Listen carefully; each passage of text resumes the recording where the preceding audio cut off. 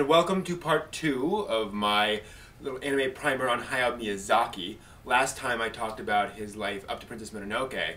Now we talk about Princess Mononoke, which he considered to be kind of his big life's work. This was his reworking of Nausicaa the Valley of Wind, solving some of the issues he had with that story. And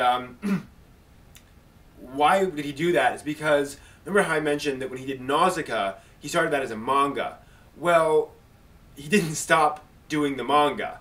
He had the idea for the anime, he started drawing this manga version of it, then the manga kind of diverged from the movie. He made the movie, but he kept going back to the manga and continuing that story and expanding it, and broadening it. He ended up making a 1,000-page manga out of Nausicaa the Valley of Wind, which went off in very different directions, and evolved as his own opinions about ecology and environmentalism evolved. So Princess Mononoke was basically him revising a lot of those themes and reworking them. He used some ancient Japanese mythology as a basis and told a very strong film, a little bloodier, a little stronger film than his previous stuff. Excuse me. But it ended up being this huge box office success. It was the highest grossing film in Japanese history up to that point, at least in terms of Japanese films. Huge success.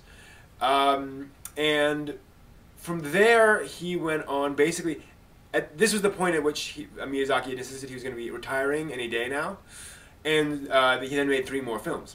The next was called Spirited Away, and it was based on observing a friend of his daughter and sort of the issues she was going through, and he wanted to tell a story directly to the preteen girls of Japan, and telling a story with a spunky heroine, spunky preteen girl, and the issues that she has to deal with. And Spirited Away was the film, again, extremely popular in the box office, looks gorgeous, very popular, and was really the first Miyazaki movie to come over here to America and make a splash. His next film was Howl's Moving Castle, an adaptation of Diana Wynne Jones' novel.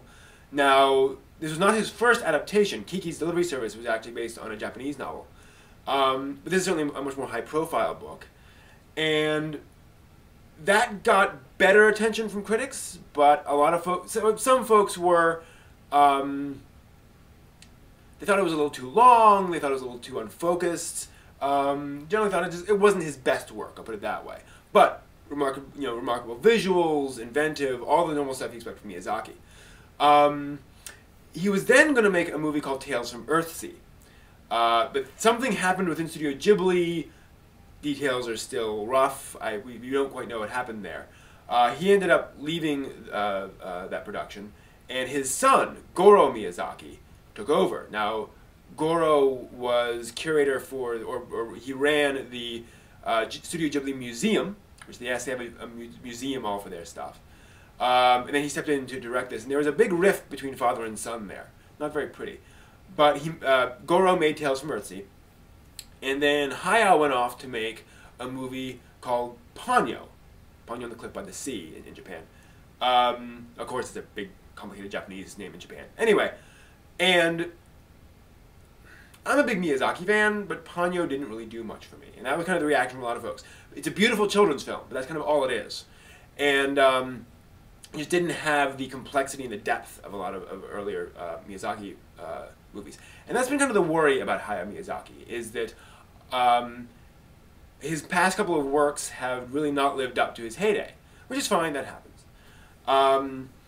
Now, he has announced he is working on another film. We don't know what it is yet, but it's out there, and he's chugging along on it, so we'll be curious to see what that actually is when it comes out. And that's Hayao Miyazaki up to this point. One other thing I should mention, there is a sort of a secret Hayao Miyazaki movie. It's called Whisper of the Heart. It's a Studio Ghibli movie.